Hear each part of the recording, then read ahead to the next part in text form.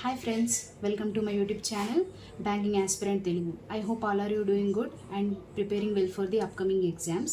అందరూ మెయిన్స్ ప్రిపరేషన్లో ఉన్నట్టున్నారు కదా. ఎట్లాగైనా ఇప్పుడు RRB PO, RRB clerk, IPS clerk mains in లైన్లో ఉన్నారు కాబట్టి అందరూ మెయిన్స్ ప్రిపేర్ అవుతూ ఉంటారు. At the same time RRB PO result update గురించి ఎప్పుడు వస్తుంది, ఎక్స్పెక్టెడ్ డేట్ ఏంటి అని యూట్యూబ్లో సర్చ్ చేస్తూ ఉంటారు. సో దీని గురించి ఎక్కువ టైం వేస్ట్ చేసుకోకండి. ఎలాగో 29 సెప్టెంబర్కి ఎగ్జామ్ ఉంది కాబట్టి 20 డేస్ గ్యాప్ ఎలాగో ఉంటుంది. సో 9 to 10 సెప్టెంబర్లో లేదా నెక్స్ట్ వీక్ అయితే ఎలాగైనా వచ్చేస్తుంది.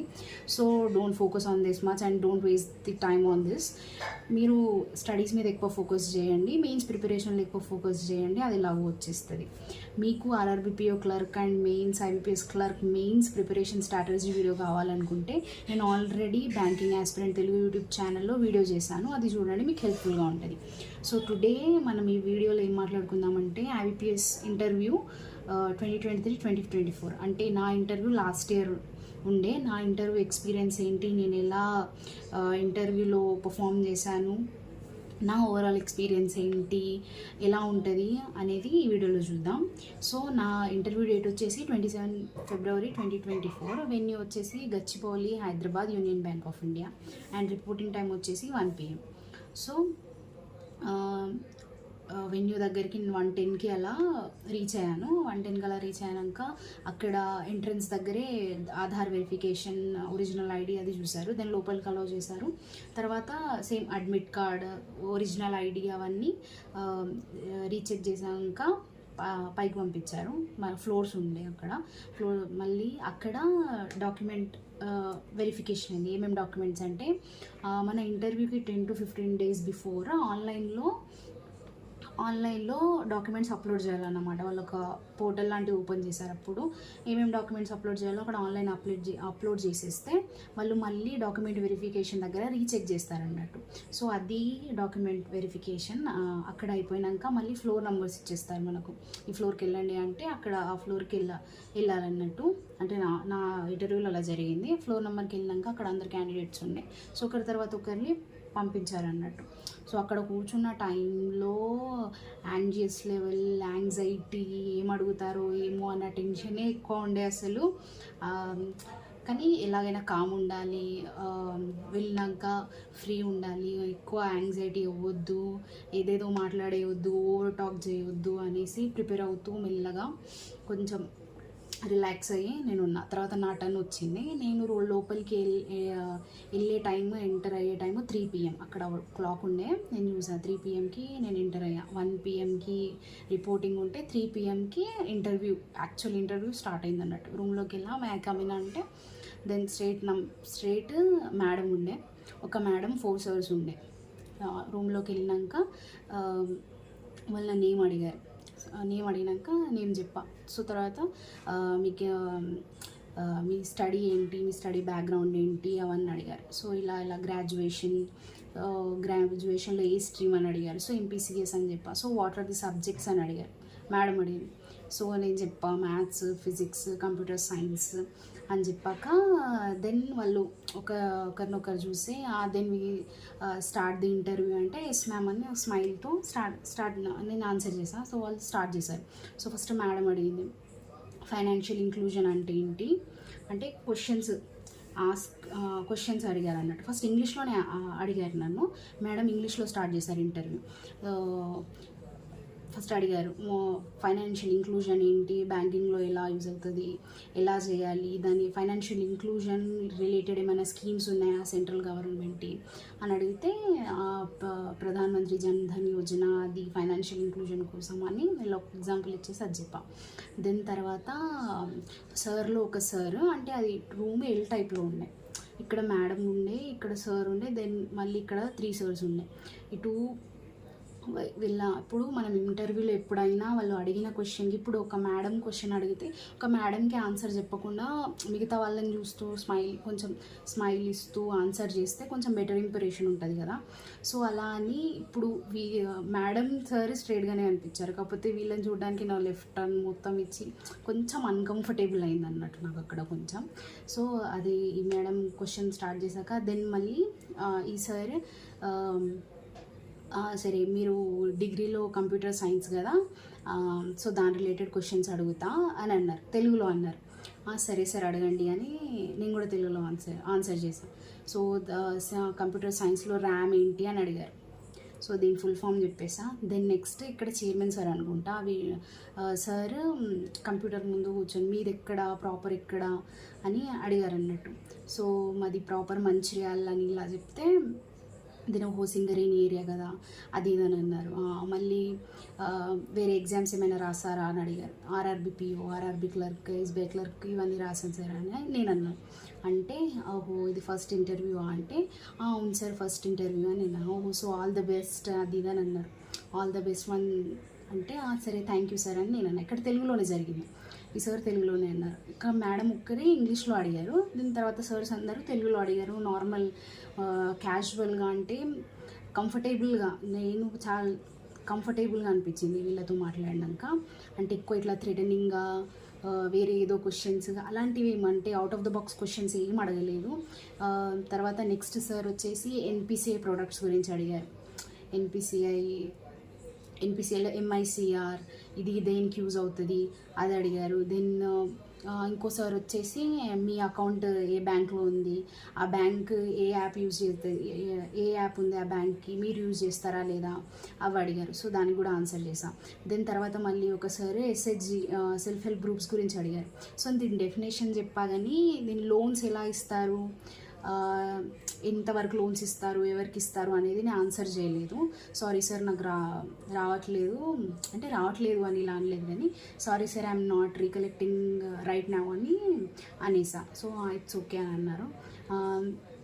దెన్ మళ్ళీ బ్యాంకింగ్ కరెస్పాండెన్స్ ఇది వీటి గురించి అడిగారు. So mostly banking related terms ఇలాంటివి బేసిక్ అడిగారు. దెన్ సమ్ పర్సనల్ క్వశ్చన్స్ అంటే సేమ్ గ్రాడ్యుయేషన్ గురించి, ఏ స్ట్రీమ్ గురించి, ఆ సబ్జెక్ట్స్ గురించి కొంచెం అడిగారు అంతే. సో నా ఇంటర్వ్యూ డ్యూరేషన్ వచ్చేసి హార్డ్లీ 5 to 6 minutes అయింది అంతే. ఎక్కువ 10 minutes 7 minutes అలా అవ్వలేదు, 5 to 6 minutes అయింది. అక్కడ అందరివి కూడా same 5 to 6 or 4 to 5 minutes ఇలానే జరిగినాయి అందరివి. సో అందరి ఇంటర్వ్యూస్ ఈ 5 to 6 minutesలో ఆల్మోస్ట్ అందరివి అయిపోయినాయి. సో 5 to 6 minutes అయ్యాక దెన్ లాస్ట్లో సరే మీ ఇంటర్వ్యూ అయిపోయింది అని అంటే సరే సార్ థ్యాంక్ యూ అనేసి అందరికీ ఒక స్మైల్ లాగా ఇచ్చేసి ఇంటర్వ్యూ అయిపోయాక రూమ్లో నుంచి బయటకు వచ్చేసాం. తర్వాత ఇప్పుడు ఇలా నా ఇంటర్వ్యూ అయిపోయింది అన్నట్టు. సో ఎక్స్పీరియన్స్ అని అంటే నేను చాలా అంటే ఎలా క్వశ్చన్స్ అడుగుతారు, వేరే ఏమన్నా చాలా డిఫికల్ట్ క్వశ్చన్స్ అడుగుతారా అది అని ఎక్స్పెక్ట్ చేశా కానీ నార్మల్ క్వశ్చన్స్, బ్యాంకింగ్ రిలేటెడ్ క్వశ్చన్సే అడిగారు ఎక్కువ. సో కొంచెం నేను ఇంకా బెటర్ పర్ఫామ్ చేయగలిగితే అనుకున్నా, కానీ అప్పుడు ఆ టైంలో అలానే ఉండే. సో మరీ ఎక్కువ గుడ్ ఎక్స్పీరియన్స్ అని చెప్పలేము, మరీ బ్యాడ్ అని చెప్పలేము, యావరేజ్లో ఉండే నా ఎక్స్పీరియన్స్ అయితే. సో ఇంటర్వ్యూ అయిపోయింది. ఇంటర్వ్యూ అయిపోయాక మన రిజల్ట్ April 1st వస్తుంది కదా, IBPS clerk and PO. So April 1st వస్తుంది కాబట్టి దీనికి 20 days ముందు మన మెయిన్స్ మార్క్స్ వస్తాయి అన్నట్టు. మన మెయిన్స్ మార్క్స్ వస్తాయి కదా, అప్పుడు last year IBPS PO cut off 63 ఉండే, ఓవరాల్ కట్ ఆఫ్ 63 ఉండే, అంటే జనరల్కి 63 ఉండే, తర్వాత ఎస్సీ ఎస్టీకి చేంజ్ అవుతుంది. క్లర్క్ ఏమో స్టేట్ వైజ్ వెళ్తే పిఓకి ఇండియా లెవెల్లో నేషనల్ ఒకటే కట్ ఆఫ్ ఉంటుంది అన్నట్టు. సో నా మార్క్స్ 67.50 వచ్చినాయి, అంటే కట్ ఆఫ్కి 4.5 marks above cut off marks వచ్చినాయి అంతే. ఈ మార్క్స్ చూడగానే అరే ఇంత తక్కువ వచ్చాయేంటి, ఒక 10 మార్క్స్ అబోవ్ వచ్చుంటే ఇంటర్వ్యూ అంటే నాకు ఇంటర్వ్యూ అనిపించింది యావరేజ్ వెళ్ళింది, మరీ ఓవర్ ఎక్స్పెక్టెడ్ కాకుండా, మరీ ఎక్సలెంట్ కాకుండా యావరేజ్ వెళ్ళింది కదా. సో 10 మార్క్స్ వస్తే మేబీ వచ్చే ఛాన్సెస్ ఎక్కువ ఉంటాయి అనేసి నేను ఆ పర్సెప్షన్లో ఉన్నాను అన్నట్టు. సో 10 మార్క్స్ వస్తే బాగుండు అనుకున్నా కానీ అనుకోవడంలో ఏముంది, అనుకుంటాం కానీ అన్నీ రాలేదు. So 4.50 marks above cut off వచ్చినాయి. అప్పటికి నేను కొంచెం హోప్ఫుల్గానే ఉండే, చూద్దాం ఎలా అవుతుందో ఇంటర్వ్యూలో మేబీ మార్క్స్ పెరిగితే వస్తాయి కదా అనేసి హోప్తోనే ఉండే నేను. So same April 1st result వచ్చింది. రిజల్ట్ చూసేసరికి అప్పుడు ఓవరాల్ కట్ ఆఫ్తో నా మార్క్స్ 3 మార్క్స్తో మిస్ అయింది అన్నట్టు. ఓవరాల్ కట్ ఆఫ్తో 3 మార్క్స్తో మిస్ అయింది. సో చాలా బాధేసింది. అప్పుడే కొంచెం ఐడియా ఉండే నాకు. సో 4.50 వచ్చినాయి కాబట్టి మేబీ ఇంటర్వ్యూ కూడా యావరేజ్కి వెళ్ళింది, మేబీ అవుతుందో అవ్వదు అనుకుని. కానీ best, hope for the best అన్నట్టు కొంచెం హోప్స్తో ఉండే. కానీ 3 మార్క్స్తో మిస్ అయింది ఐబీపీఎస్. ఓవరాల్ కట్ ఆఫ్ 3 మార్క్స్తో మిస్ అయింది. సో మా ఇంటర్వ్యూలో 75 అప్రాక్స్ 100కి 75 మార్క్స్ వచ్చినాయి నాకు. అంటే ఇది క్యాలిక్యులేట్ చేయడం కూడా ఇప్పుడు ఏదైనా పిఓ ఎగ్జామ్కి first pre, then mains, then interview ఉంటుంది కదా. So pre qualifying nature, mains marks, interview marks. ఈ మెయిన్స్ మార్క్స్లో కూడా ఇవి 80%, ఇంటర్వ్యూ 20%, ఈ రేషియోలో తీసుకుంటారు కదా.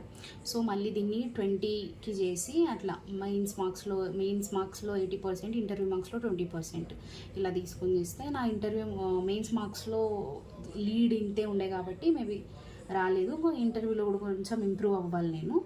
సో ఈ రెండిట్లో ఇంప్రూవ్ అవ్వాలి. మెయిన్లీ మీరు ఎవరైనా ఐబీపీఎస్ పిఓకి ప్రిపేర్ అవుతూ ఉంటే మెయిన్స్కి ప్రిపేర్ అయ్యేటప్పుడు ఎప్పుడైనా కట్ ఆఫ్కి ఒక 10 to 12 మార్క్స్ లీడ్ ఉండేలా ప్రిపేర్ అవ్వండి. ఎప్పుడైనా ఎక్కువ ఛాన్సెస్ ఉంటాయి. 10 to 12 మార్క్స్ వస్తే మోస్ట్లీ మన తెలంగాణ, ఆంధ్రాలో అంటే ఇటు సైడ్ ఇంటర్వ్యూ అయ్యే వాళ్ళకైతే యావరేజ్ మార్క్స్ 70 to 75 ఇచ్చేస్తారు వాళ్ళు. సో 10 to 12 మార్క్స్ లీడ్ ఉందనుకోండి, జాబ్ వచ్చే ఛాన్సెస్ ఎక్కువ, అంటే ఓవరాల్ కట్ ఆఫ్ క్లియర్ అయ్యే ఛాన్సెస్ ఎక్కువ ఉంటుంది. సో ఇలాగ జాబ్ వచ్చేస్తుంది. సో మీరు ప్రిపేర్ అవుతూ ఉంటే 10 to 12 మార్క్స్ లీడ్ ఉండేలాగానే అంటే ప్రిపేర్ అవ్వండి. ఎగ్జామ్లో అయినా 10 to 12 మార్క్స్ ఎప్పుడైనా ఎక్కువ ఉంటే వచ్చే ఛాన్సెస్ ఎక్కువ ఉంటాయి. సో ఇది నా ఇంటర్వ్యూ మొత్తం ఎక్స్పీరియన్స్. ఎలాగూ జాబ్ మిస్ అయింది. సో ఈసారైనా ఎక్కువ కష్టపడుతూ ఈసారైనా జాబ్ తెచ్చుకోవాలి. 3 మార్క్స్ 2 మార్క్స్ ఇలాంటి మిస్టేక్స్ చేయకుండా మెయిన్స్లో ఎక్కువ మార్క్స్ తెచ్చుకోవాలి. ఇంటర్వ్యూలో కూడా గుడ్ పర్ఫామ్ చేయాలి. సో మీకు IBPS PU 2024-2025 exam prelims to interview guidance కావాలన్నా, నేను ఎలా ప్రిపేర్ అవుతున్నాను, నా సోర్సెస్ ఏంటి కావాలనుకున్నా మీరు కామెంట్ చేయండి. Next video pre to interview ఎలా ప్రిపేర్ అవ్వాలో నెక్స్ట్ వీడియోలో చెప్పుకుందాం. మీకు కావాలనుకుంటే కామెంట్ చేయండి. ఇది నా ఇంటర్వ్యూ ఎక్స్పీరియన్స్. మళ్ళీ ఈ ఇంటర్వ్యూ మనకి ఏం డౌట్ ఉంటుందంటే ఐబీపీఎస్ ఇంటర్వ్యూ మన తెలంగాణలో అయినా ఆంధ్రప్రదేశ్లో అయినా తెలుగులో అవుతుందా ఇంగ్లీష్లో అవుతుందా అంటే వాళ్ళు ఫస్ట్ మేడం ఇంగ్లీష్లో స్టార్ట్ చేసింది. సో నేను ఇంగ్లీష్లో ఆన్సర్ చేశాను. తర్వాత సర్స్ తెలుగులో క్వశ్చన్స్ అడిగారు కాబట్టి నేను తెలుగులో ఆన్సర్ చేశాను. సో రెండిట్లో అవ్వచ్చు. మీరు ఇదే తెలుగులోనే అవుతుంది ఇంగ్లీష్లోనే అవుతుంది అని ముందే ప్రిపేర్ అయ్యి వెళ్ళకండి. అక్కడ ఏది వాళ్ళు మాట్లాడితే దాంట్లో ఆన్సర్ చేయడానికి ట్రై చేయండి. సో ఎప్పుడైనా ఇంటర్వ్యూకి వెళ్ళే ముందు అక్కడికి వెళ్ళినాక అరే ఏదైనా వచ్చేస్తే యాంగ్జైటీ, ప్యానిక్ అయితే అస్సలు ఫీల్ అవ్వకండి. ఎందుకంటే ఇక్కడ ఇంటర్వ్యూవర్స్, నాకు ఉన్న ఇంటర్వ్యూవర్స్ అయితే చాలా బాగా అంటే కంఫర్టబుల్గానే ఉన్నాయి. ఎక్కువ ఏదో అయిపోతుంది అని లాగా లేకుండే బాగుండే ఎక్స్పీరియన్స్ అయితే. కానీ నేను ఎక్కువ మంచిగా ప్రిపేర్ అయితే ఇంకా మెయిన్స్లో ఎక్కువ ప్రిపేర్ అయ్యి కొంచెం ఇంటర్వ్యూలో నాకు తెలిసి బాగానే ఉన్నాయి మార్క్స్, కానీ మెయిన్స్లో ఎక్కువ ఉంటే కొంచెం జాబ్ వచ్చేదేమో.